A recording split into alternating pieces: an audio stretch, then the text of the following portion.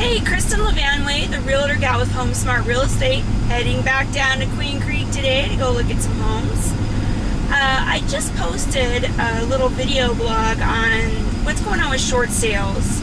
They're kind of bogging down right now, and a little more frustrating than normal, which is hard to imagine. But there's another factor that I want to bring up and kind of pass on to you that I think is also going to affect how short sales are going to be working in the future. There's a new piece of legislation out that's just fresh off the presses that's going to deal with these short sales and the fact that people are trying to short sell their homes and the banks are, for whatever reason, they're not able to accommodate these types of transactions. And so many of these short sale listings end up going into foreclosure, which, doesn't help anybody. So the federal government has come up with a new program, and of course, first of all, they're gonna give an incentive to the banks. I won't call it a bribe, but they are going to give them some money to encourage them to do these short sales, which is going to help. And then they're also going to sort of streamline the whole process and make it a lot more uniform. These short sales, they'll go into a bank. The bank packages up the short sale and then sends it to the investor.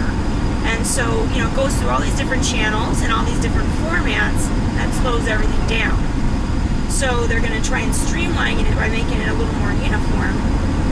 And then here's the big thing. They're going to require the banks to pre-qualify these short sale listings. So the current method is you put your short sale listing out on the market and you wait for a buyer, and the buyer eventually maybe will come and put an offer in on the property. And that's when everything's submitted to the bank. They won't look at it until there's an offer on an actual purchase contract.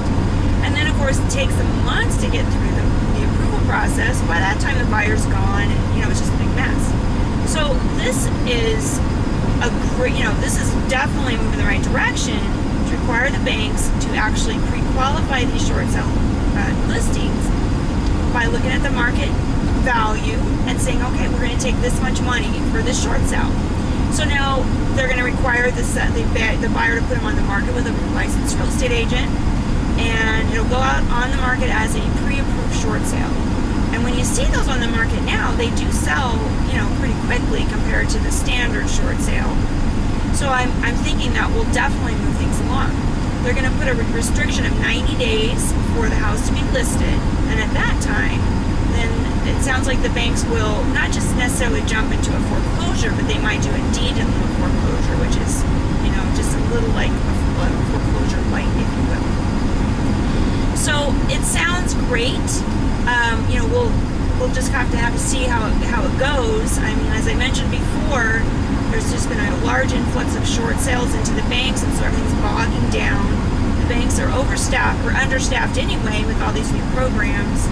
But in the end, I think that having these streamlined processes and the pre-approval will make things a lot easier for everybody.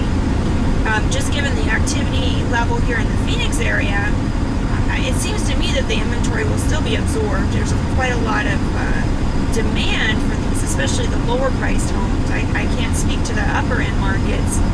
Those are still struggling in every aspect. But definitely for the first time buyer kind of market with the $8,000 tax credit, I think the short sale program sounds like it could work. So if you have any questions or comments, feel free to shoot me an email at kristen@therealtorgal.com. I'd love to hear what you have to say. And in the meantime,